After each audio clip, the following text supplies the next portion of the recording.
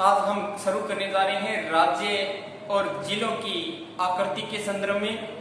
तो दोस्तों आओ पढ़ते हैं। हम राजस्थान भूगोल के संदर्भ में कई बार प्रश्न पूछ लिया जाता है पटवार, कांस्टेबल और अन्य भर्तियों के अंदर की इस जिले की आकृति कौन सी है।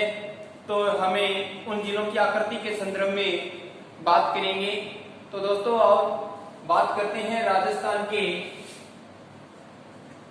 राज्य व जिलों की आकृति। जिलों की आकृति के संदर्भ में बात करते हैं कि कैसी आकृति है इनकी। तो दोस्तों आपका इस GK by Prem sir channel के अंदर मैं स्वागत करता हूं और इस चैनल को आप ज्यादा से ज्यादा लाइक, शेयर व कमेंट करें और अपने मित्रों के अंदर इसको शेयर करें।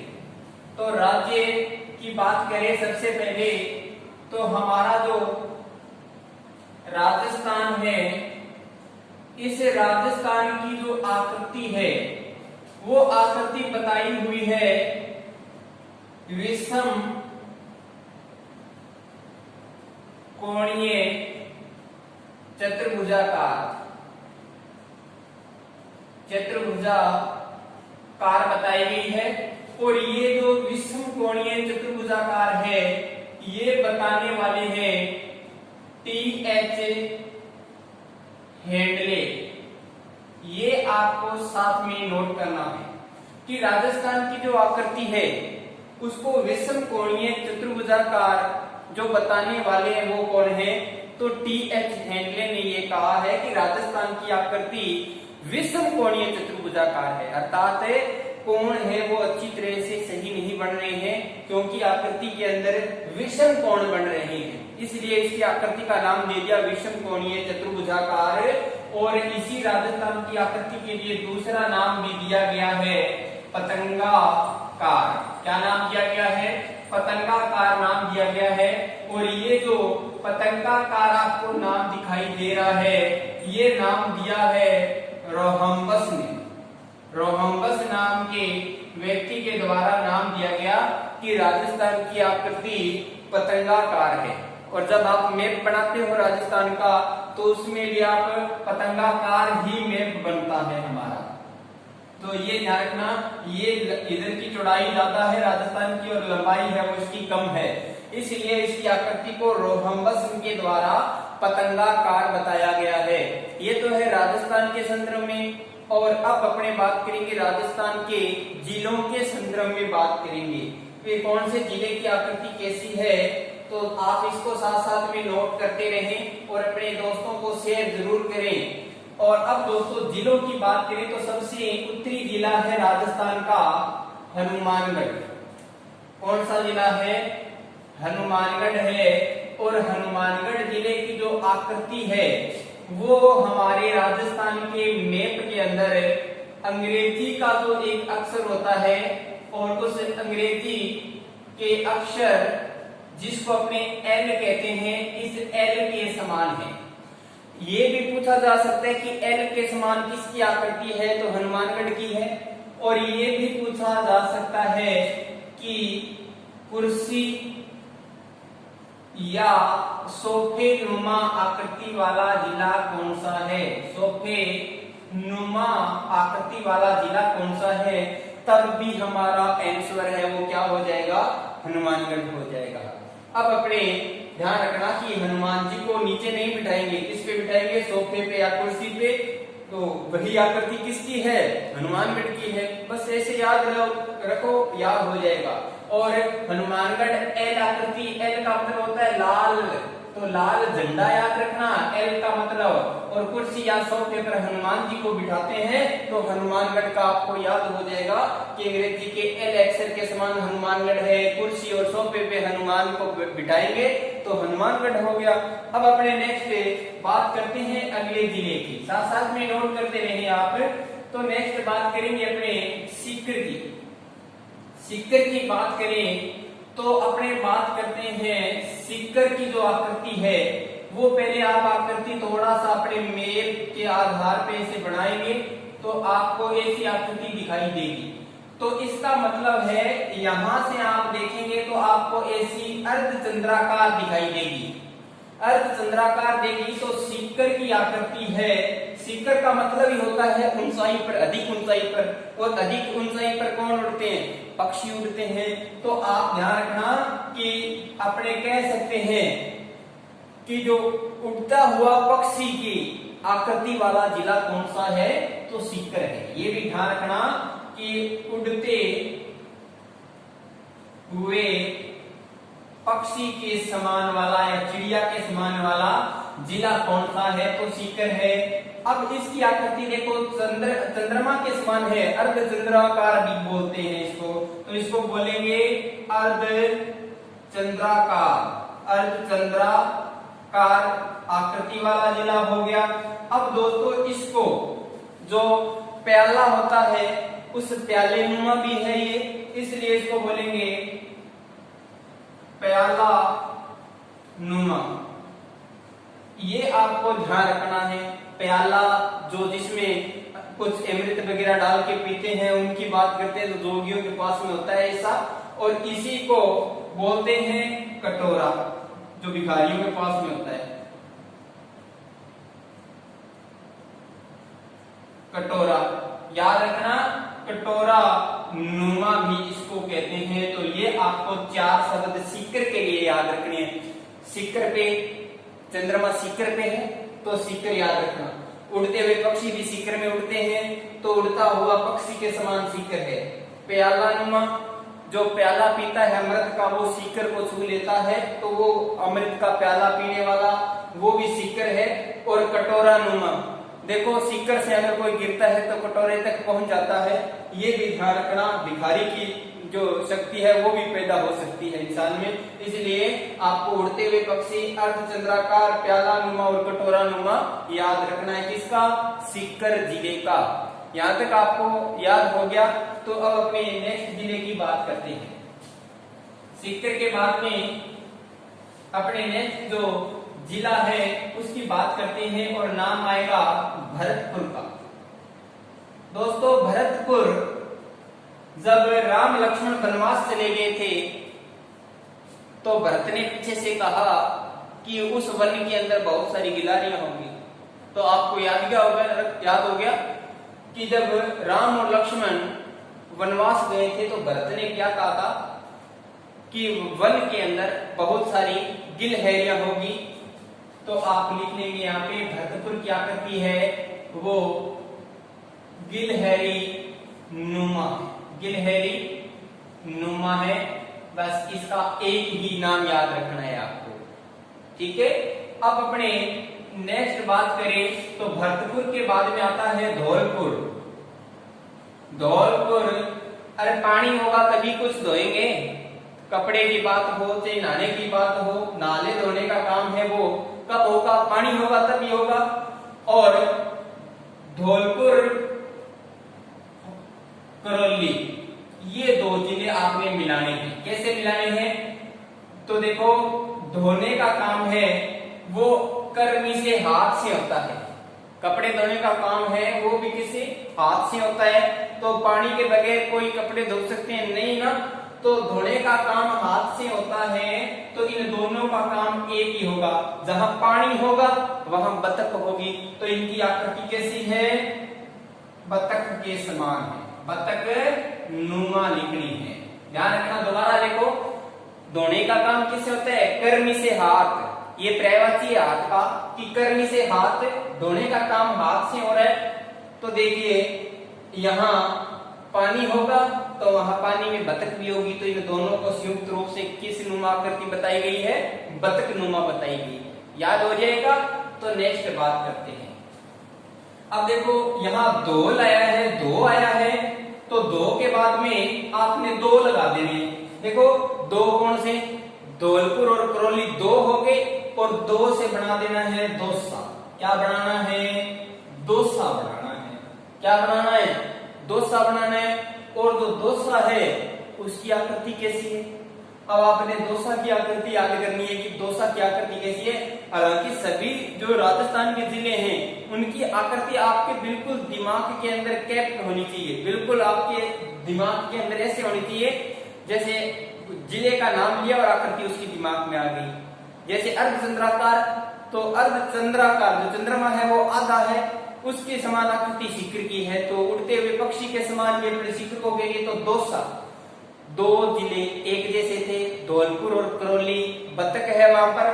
तो दौसा का मतलब है कि उस बतख को मारने के लिए कोई लेके आ गया धनुष, दोनों को मारने के लिए क्या लेके आ गया, धनुष लेके आ गया। तो दौसा का हो गया धनुष नुमा। कैसी आकृति होगी, धनुष नुमा या धनुष के आकार की। तो दौसा जिला ऐसा है, दौसा जिला ऐसा है, ये इस प्रकार धनुष होते हैं ना, उसी प्रकार दौसा जिले की आकृति आपको याद रखनी है। दौसा है, दो जिले एक जैसे थे, कौन से, धौलपुर और करौली। तो वहां पर क्या आती है, बतख आती है। बतख को मारने के लिए दौसा, दौसा को जो मना लिया आपने, बतख को मारने के लिए क्या लिया, धनुष। तो दौसा की आकृति कैसी है, धनुष नुमा है। तो इस प्रकार आप दौसा का भी याद रख सकते हैं। अब अपने दौसा के बाद में एक ध्यान रखना, बात करेंगे टोंक की। ये वेरी वेरी इंपॉर्टेंट है, हर परीक्षा की दृष्टि से इसलिए इंपॉर्टेंट है क्योंकि पूछा गया प्रश्न है कि राजस्थान की आकृति के समान आकृति वाला जिला कौन सा है, तो उसका आंसर टोंक है। अर्थात जैसी आकृति राजस्थान की है वो सेम आकृति किसकी है, टोंक की है। अर्थात टोंक की आकृति भी पतंगाकार है। कैसी आकृति है, पतंगाकार है। और इसी को कई बुक के अंदर है, दोनों नाम भी मैं यहाँ पे दे देता हूं ताकि आप कंफ्यूज न हो। तो इसको पतंगाकार है और सम चतुर्भुज कहा जाता है, सम चतुर्भुजाकार कहा जाता है। ये आपको दोनों अच्छी तरह से याद होना चाहिए। टोंक की आकृति है वो पतंगाकार है और राजस्थान के साथ में बिल्कुल समानता रखती हुई है। अब टोंक के बाद में नेक्स्ट बात करेंगे अपने नेक्स्ट जिले की। तो अब जो टोंक है उसके बाद में आता है अजमेर। और अजमेर की तो आकृति आपको पता ही है, ये आकृति किसकी है, त्रिभुज की है। तो अजमेर की आकृति कैसी हो जाएगी, त्रिभुजाकार। कैसी आकृति हो जाएगी, त्रिभुजाकार। अब आपको याद क्या रखना है, आपसे प्रश्न ये पूछ ले कि अजमेर की आकृति त्रिभुजाकार है तो अजमेर संभाग की आकृति कैसी है, तो आपने रिप्लाई क्या देना है, अजमेर संभाग की आकृति आपसे पूछ ले तो दोस्तों बताना है आपने जम्मू कश्मीर के जैसी है। कैसी बतानी है, जम्मू कश्मीर के जैसी आकृति वाला संभाग कौन सा है, अजमेर संभाग है। और अजमेर जिले की आकृति कैसी है, तो त्रिभुजाकार है। ये दोनों बातें आपको अच्छी तरह से पता होनी चाहिए। अब अपने नेक्स्ट बात करते हैं अगले जिले की, और वो जिला है हमारा राजसमंद। राजसमंद की बात करें तो राजसमंद जिले की आकृति, राजा है उसके तो तिलक ही लगेगा, राजा के तिलक लगेगा। तो राजसमंद की आकृति है वो तिलक नुमा, तिलक नुमा। बस ये याद रखना है आपको।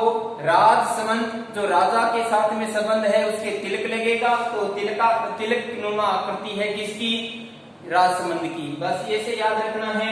अब नेक्स्ट अगर बात करें अपने उदयपुर की, तो उदयपुर जिले की बात करें तो जिले की आकृति, उदयपुर जिले की आकृति दोस्तों ऑस्ट्रेलिया के समान है।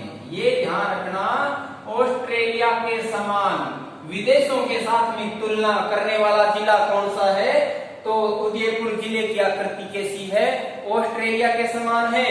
और उदयपुर आपको पूछ ले संभाग की आकृति कैसी है, फिर भी विदेशों के साथ में तुलना होगी और आएगा आपका श्रीलंका के समान। ये आपने नोट करना है कि उदयपुर झीलों की नगरी, जहां कि जिस जिले की आकृति ऑस्ट्रेलिया के समान है, और उदयपुर जो संभाग है उसकी आकृति श्रीलंका के समान है। आपको ये अच्छी तरह से याद रखना है। अब उदयपुर हो गया हमारा। और अब अपने बात करते हैं चित्तौड़गढ़ की। किसकी बात करेंगे? चित्तौड़गढ़ की बात करेंगे। तो चित्तौड़गढ़ जो जिला है, इस जिले की दो आकृतियां हैं। एक तो पूछा जाता है कि घोड़े की नाल जैसी आकृति वाला जिला कौन सा है? तो जिला हमारा चित्तौड़गढ़ है, लेकिन वास्तविक रूप तो घोड़े की नाल है वो दोस्तों कौन है? रावतभाटा। रावतभाटा चित्तौड़गढ़ का जो आकृति है वो किसके समान है? घोड़े की नाल के समान है। और चित्तौड़गढ़ की आपसे पूछ ले मुख्य भूमि है वो कैसी है? तो मुख्य जो भूमि है उसकी आकृति है वो इली के समान है। ये आपको दोनों बातें नोट करना है कि चित्तौड़गढ़ की जो रावतभाटा है उसकी आकृति घोड़े के नाल जैसी है और जो मुख्य भूमि है उसकी आकृति इल्ली जैसी है। ये दोनों बात आपने नोट करना है। अब चित्तौड़गढ़ के बाद अपने नेक्स्ट जिले की बात करते हैं। आप साथ साथ में नोट करिए, एक दो बार वीडियो देखें, अच्छी तरह से याद हो जाएगा। तो चित्तौड़गढ़ के बाद में अपने बात करें भीलवाड़ा की। भीलवाड़ा की बात करें तो भीलवाड़ा की आकृति तो बस ऐसे बनी हुई है, तो इसको हर कोई पहचान लेगा कि ये तो भाई आयत है। तो इसको आयताकार या आयताकार बोल देंगे। इसकी आकृति आयताकार या आयतनुमा है, ये बोल देंगे। किसकी? भीलवाड़ा की। इसमें 1 2 3 4 शब्द है और इसका भी 4 कॉर्नर तैयार हो रहे हैं, तो ये आयताकार है। तो भीलवाड़ा की आकृति कैसी है? आयतानुमा या आयताकार है। अब अपने नेक्स्ट बात करते हैं जालोर की बात करें। जालोर तो इसमें शब्द आया है जल। क्या शब्द आया है? इसको जय पढ़े, इसको ले पढ़े तो जल आया है। और जल में रहती है मछली, जल की रानी है, तो मछली रहती है। तो ये तो आपको याद रखना है, लेकिन आकृति बोलनी है इसकी कि जो पानी के अंदर या तो गोता लगाती हुई मछली बोलना है या फिर आपने व्हेल मछली याद रखना है। कई बार ऐसे भी आता है कि पानी में गोता लगाती मछली की आकृति वाला जिला तो भी जालोर है। और वह मछली जल में रहती है वो भी किसकी आकृति वाला है? तो जालोर की आकृति वह मछली के समान है, जो जल में गोता लगाते हुए या समुद्र या जल में गोता लगाते हुए मछली की आकृति के समान है। नेक्स्ट अपने बात करेंगे दोस्तों जैसलमेर की। और जैसलमेर की तो अंदर इतने मोड़ हैं कि बंदा थक जाएगा। तो अब देखिए जैसलमेर की बात करें तो जैसलमेर के अंदर अगर घूमने जाएं तो 7 दिन लग जाएंगे घूमते घूमते, इतना बड़ा है। जैसलमेर में घूमने जाएं तो 7 दिन लग जाए घूमते घूमते। इसलिए इस जैसलमेर की आकृति है शपथ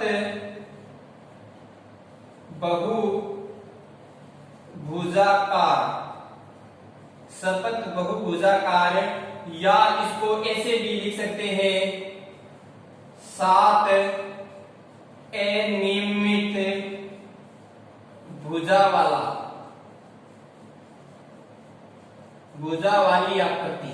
ये दोनों बातें भी आप इसको सप्त बहुभुजाकार भी लिख सकते हैं या 7 अनियमित भुजा वाली आकृति वाला जिला कौन सा है? तो जैसलमेर है, आपने याद रखना है। और जैसलमेर के बाद में याद रखना है जोधपुर। और जोधपुर के अंदर जो जोधपुर की आकृति है वो आकृति है मयूर के समान, मयूर या इसी को लिख सकते हो मोर के समान आकृति वाला जिला कौन सा है? तो जोधपुर है। जो हमारा राष्ट्रीय पक्षी मोर है उसकी आकृति वाला जो जिला है वो कौन सा है? जोधपुर है। ध्यान रखना, आपको ये अच्छी तरह से याद होना चाहिए। तो आपको ये दोस्तों अपने जिलों के आधार पे बड़ी बड़ी बातें थी, या उनकी आकृति है वो राज्य की आकृति विषमकोणीय चतुर्भुजाकार होगी, टीएच हेडले ने कहा है, और पतंगाकार रोहम्बस ने कहा है। इसी प्रकार जो जिलों की आकृति है वो हमने पढ़ी है। तो ये आप अच्छी तरह से याद करें ताकि आपके जो कंपटीशन के अंदर इनमें से कोई भी क्वेश्चन आए तो छूटे नहीं। तो इसी के साथ में दोस्तों धन्यवाद। आप इस वीडियो को लाइक शेयर व कमेंट करें।